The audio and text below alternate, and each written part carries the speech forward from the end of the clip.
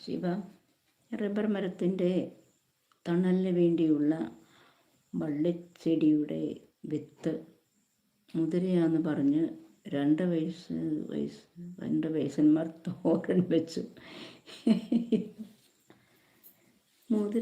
Rubber മരത്തിൻ്റെ തണലിന് വേണ്ടിയുള്ള വള്ളിച്ചെടിയുടെ വിത്ത് മുതിരയാന്ന് പറഞ്ഞ് രണ്ട് വയസ്സന്മാർ തോരൻ വെച്ചു. എനിക്കും തോന്നുന്നു കൊള്ളായിരുന്നു. എന്നിട്ട് മുതിര തന്നെ ആയിരുന്നു.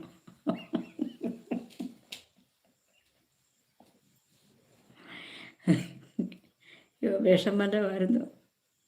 എന്നായിരുന്നു സംഭവം?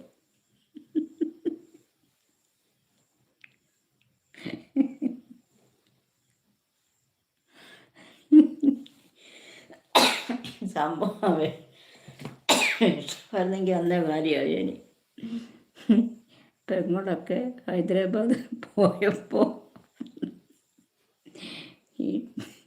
ഈ ടീമിനെ വീട് ഏൽപ്പിച്ചു പോയതാണ്. അവിടെ ഉണ്ടായിരുന്ന രണ്ട് ചാക്കും വെച്ചോ